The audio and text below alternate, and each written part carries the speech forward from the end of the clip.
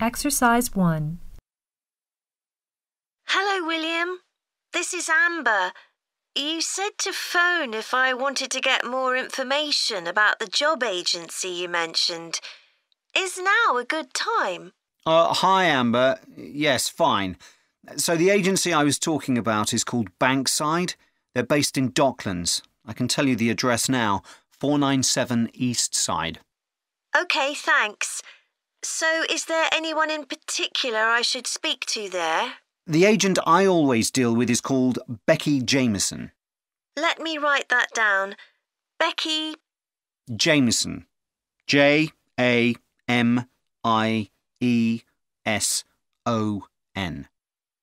Do you have her direct line? Yes, it's in my contacts somewhere. Right, here we are. 07866 510 333. I wouldn't call her until the afternoon if I were you.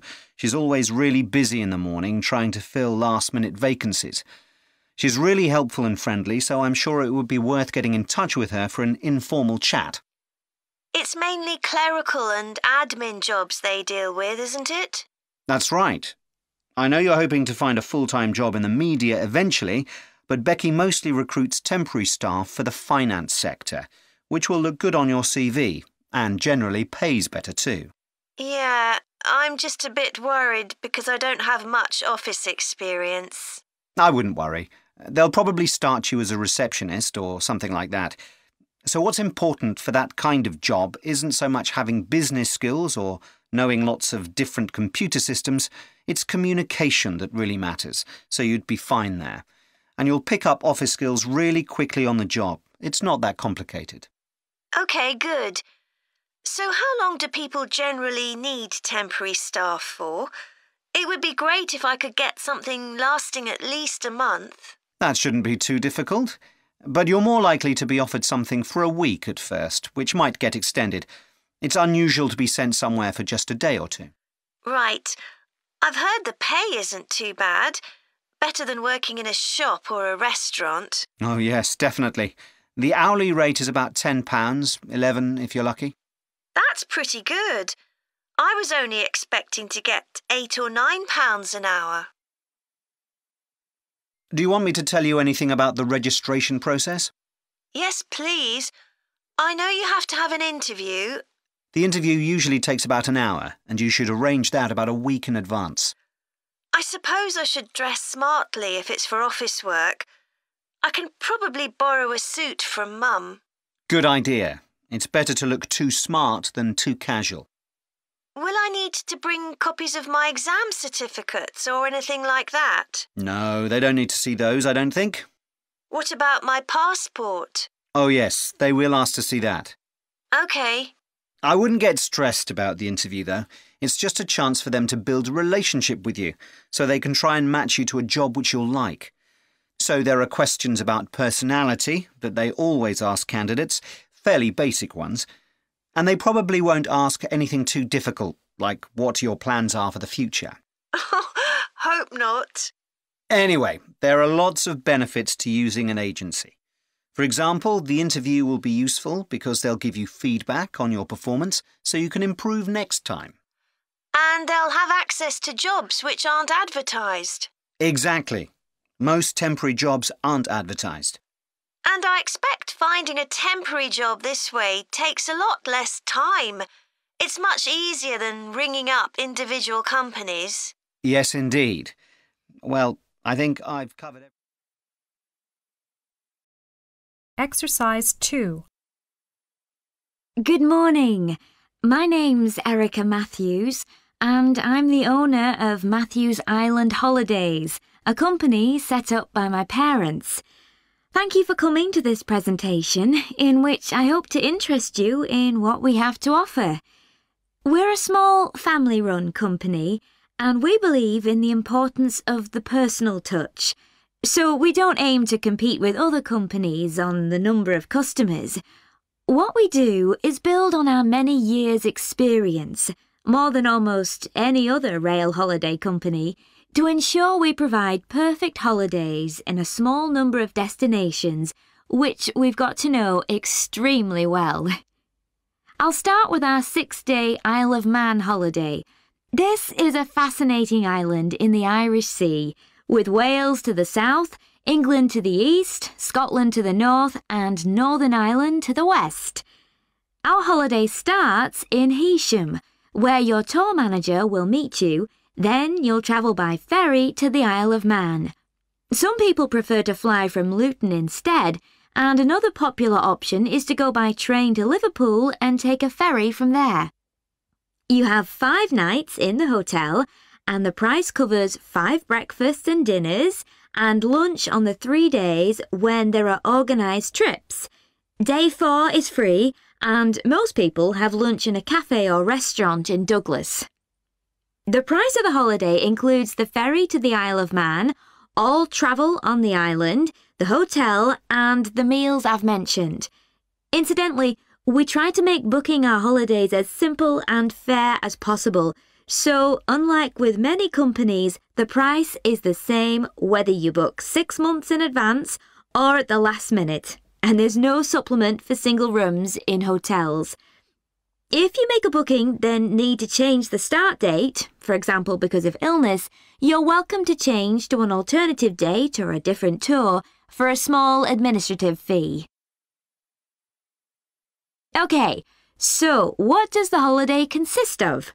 Well, on day 1, you'll arrive in time for a short introduction by your tour manager, followed by dinner in the hotel.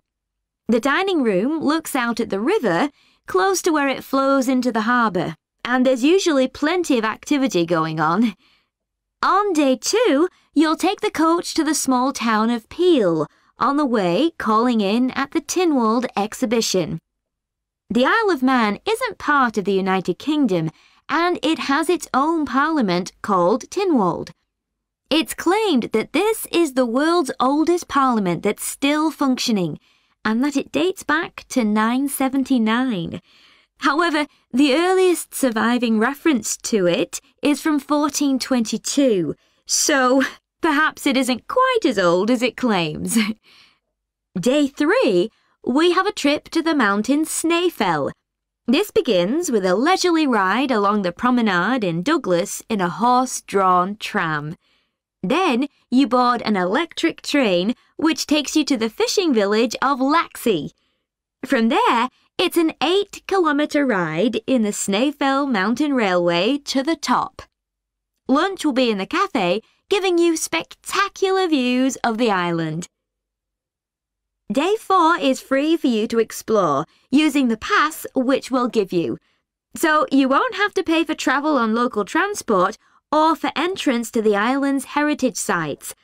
Or you might just want to take it easy in Douglas and perhaps do a little light shopping. The last full day, day 5, is for some people the highlight of the holiday, with a ride on the steam railway from Douglas to Port Erin.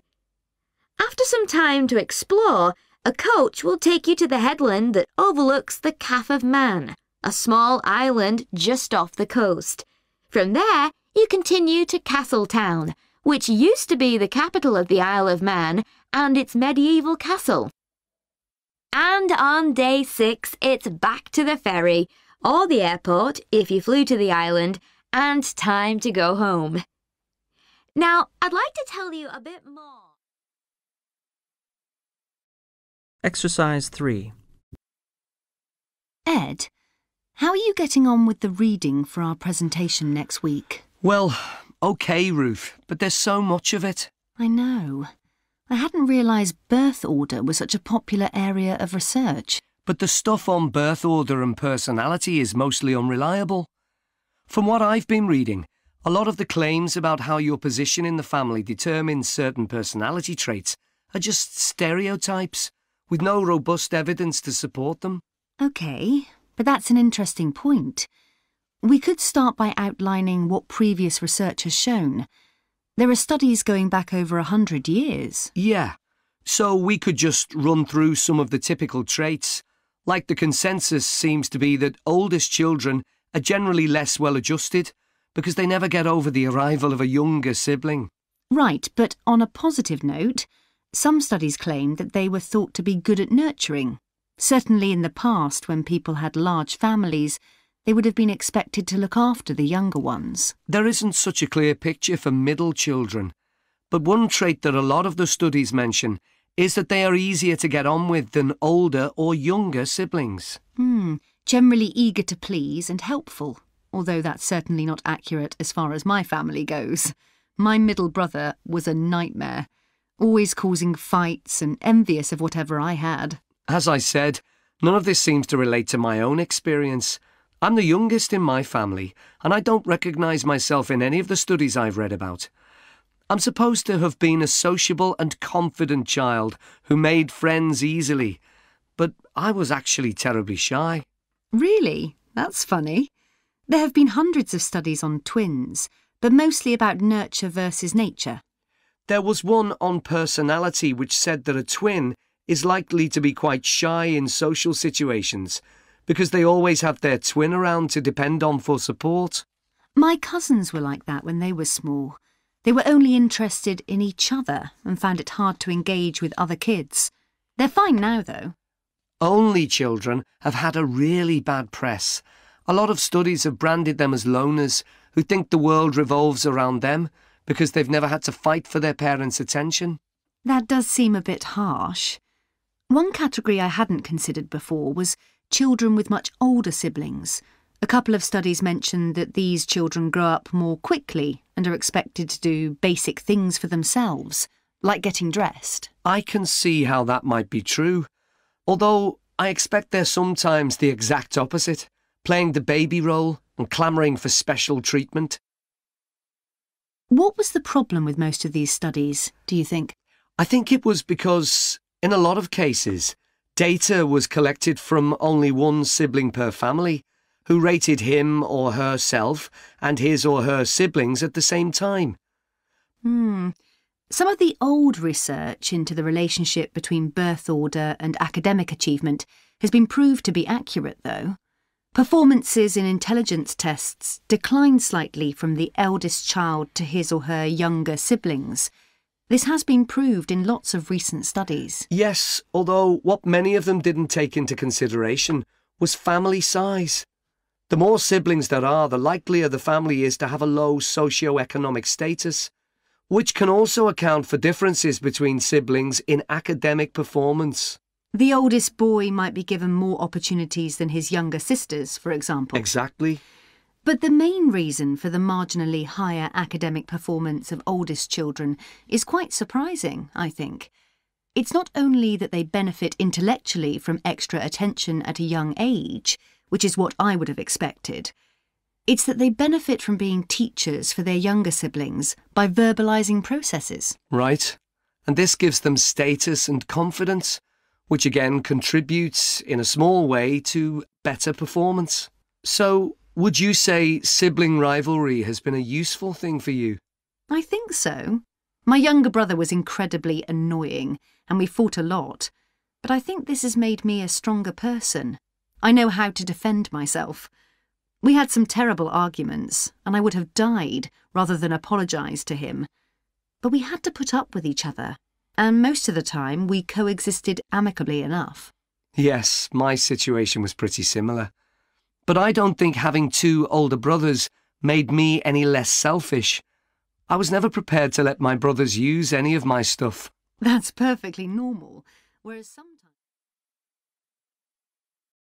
Exercise 4. Today, I'm going to talk about the eucalyptus tree. This is a very common tree here in Australia, where it's also sometimes called the gum tree. First, I'm going to talk about why it's important. Then I'm going to describe some problems it faces at present. Right, well, the eucalyptus tree is an important tree for lots of reasons. For example, it gives shelter to creatures like birds and bats, and these and other species also depend on it for food, particularly the nectar from its flowers. So it supports biodiversity. It's useful to us humans too, because we can kill germs with a disinfectant made from oil extracted from eucalyptus leaves. The eucalyptus grows all over Australia, and the trees can live for up to 400 years. So it's alarming that all across the country, numbers of eucalyptus are falling because the trees are dying off prematurely. So what are the reasons for this? One possible reason is disease.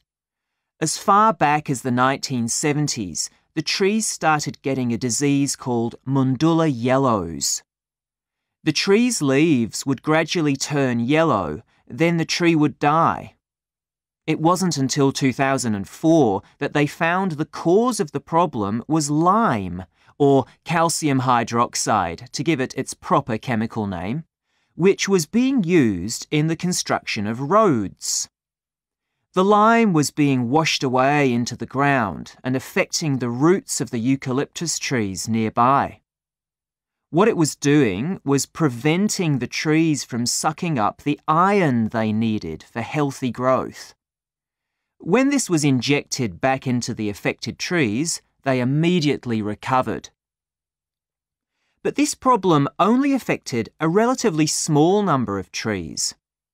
By 2000, huge numbers of eucalyptus were dying along Australia's east coast of a disease known as bell miner-associated dieback. The bell miner is a bird, and the disease seems to be common where there are high populations of bell miners. Again, it's the leaves of the trees that are affected.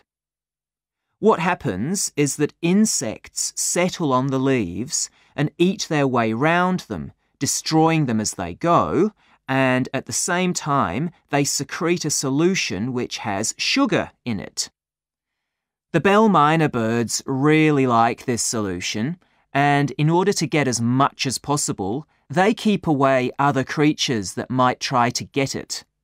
So these birds and insects flourish at the expense of other species, and eventually so much damage is done to the leaves that the tree dies. But experts say that trees can start looking sick before any sign of bell miner-associated dieback. So it looks as if the problem might have another explanation. One possibility is that it's to do with the huge bushfires that we have in Australia. A theory proposed over 40 years ago by ecologist William Jackson is that the frequency of bushfires in a particular region affects the type of vegetation that grows there. If there are very frequent bushfires in a region, this encourages grass to grow afterwards, while if the bushfires are rather less frequent, this results in the growth of eucalyptus forests. So why is this? Why do fairly frequent bushfires actually support the growth of eucalyptus? Well, one reason is that the fire stops the growth of other species which would consume water needed by eucalyptus trees. And there's another reason. If these other quick-growing species of bushes and plants are allowed to proliferate, they harm the eucalyptus in another way by affecting the composition of the soil and removing nutrients from it. So some bushfires are actually essential for the eucalyptus to survive as long as they are not too frequent. In fact, there's evidence that Australia's Indigenous people practiced regular burning of bushland for thousands of years before the arrival of the Europeans. But since Europeans arrived on the continent, the number of bushfires has been strictly controlled. Now, scientists believe that this reduced frequency of bushfires to low levels has led to what's known as dry rainforest, which seems an odd name as usually we associate tropical rainforest with wet conditions. And what's special about this type of rainforest?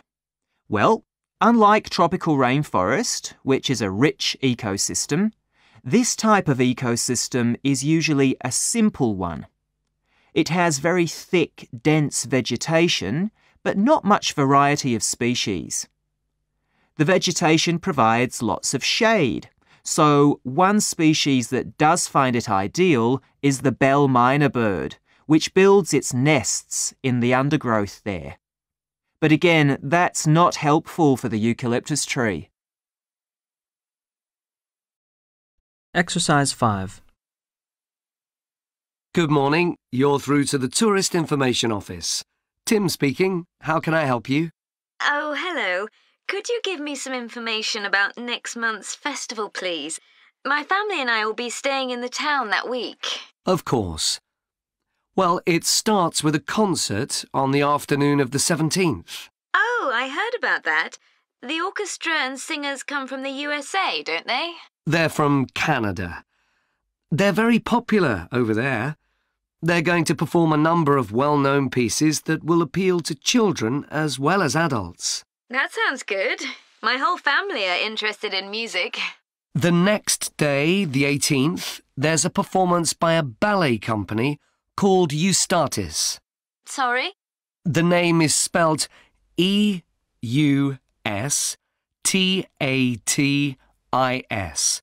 They appeared in last year's festival and went down very well. Again, their programme is designed for all ages. Good. I expect we'll go to that. I hope there's going to be a play during the festival. A comedy, ideally. You're in luck. On the 19th and 20th, a local amateur group are performing one written by a member of the group. It's called Jemima. That'll be on in the town hall. They've already performed it 2 or 3 times. I haven't seen it myself, but the review in the local paper was very good. And is it suitable for children? Yes. In fact, it's aimed more at children than at adults. So both performances are in the afternoon. And what about dance? Will there be any performances? Yes, also on the 20th, but in the evening. A professional company is putting on a show of modern pieces with electronic music by young composers. Uh-huh. The show is about how people communicate, or fail to communicate with each other, so it's got the rather strange name, Chat. I suppose that's because that's something we do both face-to-face and online. That's right. Now, there are also some workshops and other activities. They'll all take place at least once every day, so everyone who wants to take part will have a chance. Good. We're particularly interested in cookery. You don't happen to have a cookery workshop, do you? We certainly do. It's going to focus on how to make food part of a healthy lifestyle. And it'll show that even sweet things like cakes can contain much less sugar than they usually do. That might be worth going to. We're trying to encourage our children to cook. Another workshop is just for children, and that's on creating posters to reflect the history of the town. The aim is to make children aware of how both the town and people's lives have changed over the centuries. The results will be exhibited in the community centre. Then, the other workshop is in toy making, and that's for adults only. Oh, why's that? Because it involves carpentry. Participants will be making toys out of wood, so there'll be a lot of sharp chisels and other tools around. It makes sense to keep children away from it. Exactly. Now, let me tell you about some of the outdoor activities. There'll be supervised wild swimming. Wild swimming? What's that? It just means swimming in natural waters, rather than a swimming pool. Oh, OK. In a lake, for instance. Yes. There's a beautiful one just outside the town, and that'll be the venue for the swimming.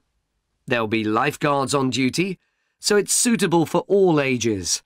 And finally, there'll be a walk in some nearby woods every day. The leader is an expert on insects. He'll show some that live in the woods and how important they are for the environment. So there are going to be all sorts of different things to do during the festival. There certainly are. If you'd like to read about how the preparations for the festival are going, the festival organiser is keeping a blog. Just search online for the festival website and you'll find it. Well, thank you very much for all the information. You're welcome. Goodbye. Goodbye. Exercise 6. I'm very pleased to welcome this evening's guest speaker, Mark Logan, who's going to tell us about the recent transformation of Minster Park. Over to you, Mark.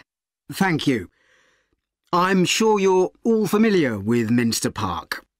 It's been a feature of the city for well over a century and has been the responsibility of the City Council for most of that time. What perhaps isn't so well known is the origin of the park. Unlike many public parks that started in private ownership, as the garden of a large house, for instance, Minster was some wasteland, which people living nearby started planting with flowers in 1892. It was unclear who actually owned the land, and this wasn't settled until 20 years later, when the council took possession of it. You may have noticed the statue near one of the entrances. It's of Diane Gosforth, who played a key role in the history of the park. Once the council had become the legal owner, it planned to sell the land for housing. Many local people wanted it to remain a place that everyone could go to enjoy the fresh air and natural environment. Remember, the park is in a densely populated residential area. Diane Gosforth was one of those people, and she organised petitions and demonstrations, which eventually made the council change its mind about the future of the land. Soon after this, the First World War broke out in 1914, and most of the park was dug up and planted with vegetables, which were sold locally. At one stage, the army considered taking it over for troop exercises and got as far as contacting the city council, then decided the park was too small to be of use. There were occasional public meetings during the war in an area that had been retained as grass. After the war, the park was turned back more or less to how it had been before 1914 and continued almost unchanged until recently. Plans for transforming it were drawn up at various times, most recently in 2013, though they were revised in 2015 before any work had started. The changes finally got going in 2016 and were finished on schedule last year. OK, let me tell you about some of the changes that have been made and some things that have been retained. If you look at this map, you'll see the familiar outline of the park, with the river forming the northern boundary, and a gate in each of the other three walls. The statue of Diane Gosforth has been moved. It used to be close to the south gate, but it's now immediately to the north of the lily pond, almost in the centre of the park, which makes it much more visible. There's a new area of wooden sculptures, which are on the riverbank, where the path from the east gate makes a sharp bend. There are two areas that are particularly intended for children.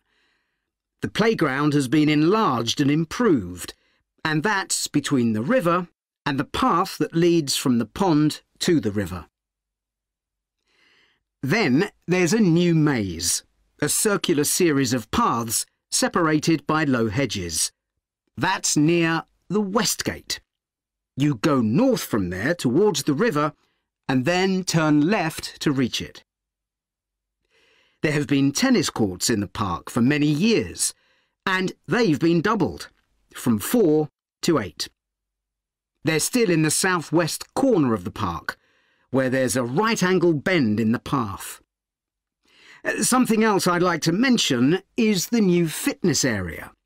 This is right next to the lily pond on the same side as the west gate. Now, as you're all gardeners, I'm sure you'll like to hear about the plants that have been chosen for the park. Exercise 7. OK, Graham, so let's check we both know what we're supposed to be doing. OK. So, for the university's open day, we have to plan a display on British life and literature in the mid-19th century. That's right. But we'll have some people to help us find the materials and set it up, remember? For the moment, we just need to plan it. Good. So, have you gathered who's expected to come and see the display? Is it for the people studying English or students from other departments? I'm not clear about it. Nor me. That was how it used to be, but it didn't attract many people, so this year it's going to be part of an open day to raise the university's profile. It'll be publicised in the city to encourage people to come and find out something of what goes on here, and it's included in the information that's sent to people who are considering applying to study here next year. Presumably some current students and lecturers will come? I would imagine so. But we've been told to concentrate on the other categories of people. Right. We don't have to cover the whole range of 19th century literature, do we? No, it's entirely up to us. I suggest just using Charles Dickens. That's a good idea. Most people have heard of him and have probably read some of his novels or seen films based on them. So that's a good lead-in to life in his time. Exactly. And his novels show the awful conditions that most people had to live in, don't they? He wanted to shock people into doing something about it. Did he do any campaigning other than writing? Yes, he campaigned for education and other social reforms and gave talks. But I'm inclined to ignore that and focus on the novels. Yes, I agree. OK, so now shall we think about a topic linked to each novel? Yes, I've printed out a list of Dickens's novels in the order they were published, in the hope you'd agree to focus on him. You're lucky I did agree. Let's have a look. OK, the first was The Pickwick Papers, published in 1836. It was very successful when it came out, wasn't it? And was adapted for the theatre straight away. There's an interesting point, though, that there's a character who keeps falling asleep, and that medical condition was named after the book, Pickwickian syndrome. Oh, so why don't we use that as the topic and include some quotations from the novel? Right. Next is Oliver Twist. Mm-hmm. There's a lot in the novel about poverty, but maybe something less obvious. Well, Oliver is taught how to steal, isn't he? We could use that to illustrate the fact that very few children went to school, particularly not poor children, so they learnt in other ways. Good idea. What's next? Maybe Nicholas Nickleby? Actually, he taught in a really cruel school, didn't he? That's right. But there's also the company of touring actors that Nicholas joins. We could do something on theatres and other amusements of the time. We don't want only the bad things, do we? OK. What about Martin Chuzzlewit? He goes to the USA, doesn't he? Yes. And Dickens himself had been there a year before and drew on his experience there in the novel. I wonder, though. The main theme is selfishness. So we could do something on social justice? No, too general. Let's keep to your idea. I think it would work well. He wrote Bleak House next. That's my favourite of his novels. Yes, mine too. Oh. His satire of the legal system is pretty powerful. That's true. But think about Esther, the heroine. As a child, she lives with someone she doesn't know is her aunt, who treats her very badly. Then she's very happy living with her guardian, and he puts her in charge of the household. And at the end, she gets married, and her guardian gives her and her husband a house, where, of course, they're very happy. Yes, I like that. What shall we take next? Little Dorrit? Old Mr. Dorrit has been in a debtor's prison for years. So was Dickens's father, wasn't he? That's right. What about focusing on the part when Mr. Dorrit inherits a fortune and he starts pretending he's always been rich? Good idea. OK. So next we need to think about what materials we want to illustrate each issue. That's going to be quite hard. Exercise 8. I'm going to report on a case study of a program which has been set up to help rural populations in Mozambique, a largely agricultural country in Southeast Africa. The program worked with 3 communities in Chikwalakwala district, near the Limpopo River. This is a dry and arid region with unpredictable rainfall. Because of this, people in the area were unable to support themselves through agriculture, and instead they used the forest as a means of providing themselves with an income, mainly by selling charcoal. However, this was not a sustainable way of living in the long term, as they were rapidly using up this resource. To support agriculture in this dry region, the program focused primarily on making use of existing water resources from the Limpopo River by setting up systems of irrigation, which would provide a dependable water supply for crops and animals. The program worked closely with the district government in order to find the best way of implementing this. The region already had one farmers' association, and it was decided to set up 2 more of these. These associations planned and carried out activities including water management, livestock breeding and agriculture, and it was notable that in general women formed the majority of the workforce. It was decided that in order to keep the crops safe from animals, both wild and domestic, special areas should be fenced off where the crops could be grown.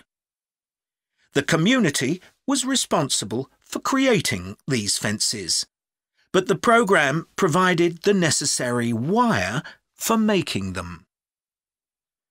Once the area had been fenced off, it could be cultivated.